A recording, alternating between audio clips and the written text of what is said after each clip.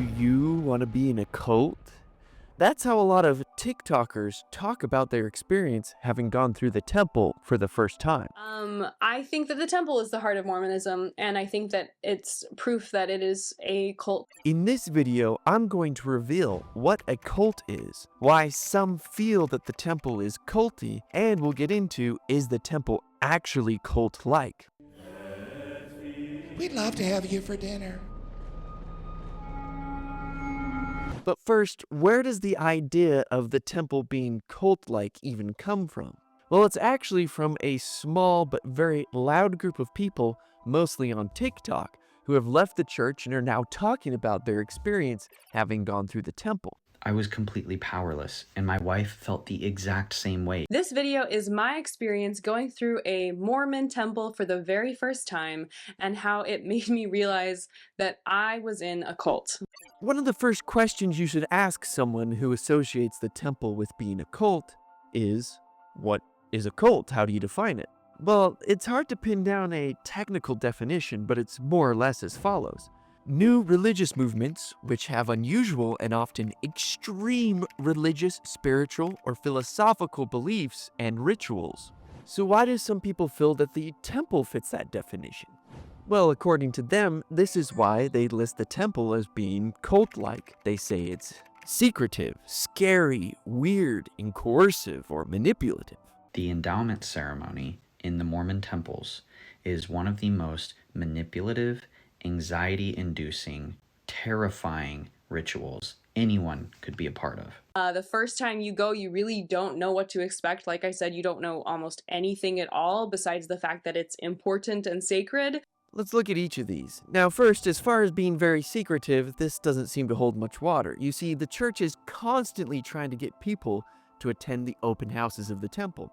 And all of the covenants that one makes in the temple can be known beforehand as they teach you temple prep courses. Now the way that those courses are taught aren't always perfect, but there's still an effort there to get people to understand the temple as much as possible before attending. Not to mention that the family of the person who's going to be attending has some responsibility in that teaching. How about the temple being very scary? Well, I can give you that one because it's different than church in a lot of ways. If you're used to just going to sacrament meeting, the temple is, let's say, more involved. The reason you guys don't want to talk about it is because it's strange and you would have a very hard time getting converts. What about it being weird? Well, this is a subjective term that actually brings a lot of baggage with our modern bias. If we misunderstand the purpose of what we're doing, it's easier to think it's weird. And lastly, coercive or manipulation. Mormons are taught that the temple is the most peaceful place on earth, so that when they feel anxiety and discomfort in that building, they actually associate that with holiness. Well, some of these influencers talked about pressure to accept what is taught within the temple, even though they felt uncomfortable doing so. Well, when you actually boil this down, this is pressure from their immediate family, which ironically has nothing to do with the temple. Your family might be, I guess, culty in a way, but that doesn't make the temple culty. In fact, a lot of these that we brought up aren't related to the temple at all. Only a few are actually directly related. But whether or not someone feels like the temple is culty doesn't mean it is or isn't. In fact, let's see if we can answer that question. Is the temple actually cult-like? And to do so, I have a friend named Taylor Purser who's going to help us answer that question. Well, first, I think we have looked at the definition of what a cult actually is in today's use of the word. And if we go by that, then no, the temple ordinances, the endowment specifically, isn't a cult. What I mean by that is we're not running out into the woods with Charles Manson. We're not drinking weird Kool-Aid. I'm a rebel. I'm not a Sunday school teacher. When church members go to the temple, they are perhaps participating in some of the most authentic, orthodox, and true Christian rituals that have ever existed. You see, when the Savior gave the apostles parables, he tells them in Matthew 13, verse 11, that it had been given unto them to know the mysteries of the kingdom of heaven. So when we look at the word mystery, what was Jesus trying to convey to his disciples? Was he telling them to split up and search for clues like Shaggy and Scooby would split up from Freddy, Daphne, and Velma? No. In fact, the word mystery is also completely different today than what the original meanings that the New Testament authors had for it. If you read Dave Butler's books, this one's in the language of Adam, but throughout the entire series that he's written on the subject, Plain and Precious Things, The Goodness and the Mysteries, one of the highlight parts is the word mystery and what it actually meant and what it was actually intended to mean in the New Testament. Mystery comes from Greek mysterion, which means secret rite or ritual. And so if Jesus was sharing secret knowledge with specific people, would we call that a cult too?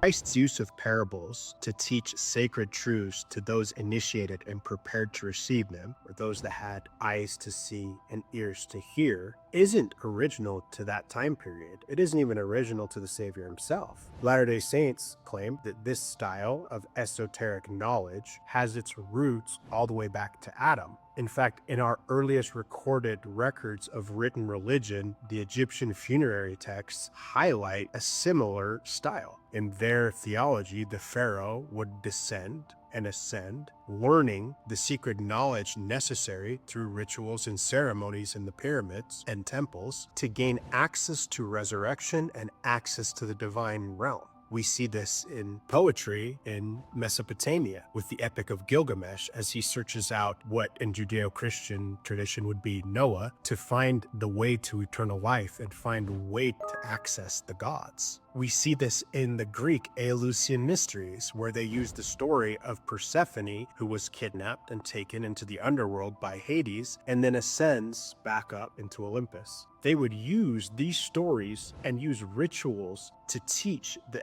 esoteric or sacred knowledge that initiates would need in the afterlife to gain access to the gods. Latter-day Saint theology is steeped in this exact same style and tradition. So we have to ask ourselves, if this is something that the ancients were doing all over the world, are the Latter-day Saints cultish for doing it now? Now, cults are supposed to hide things, and yet the church is very open about many things, including Joseph Smith's polygamy. But to find out more, you're going to have to check out the next video.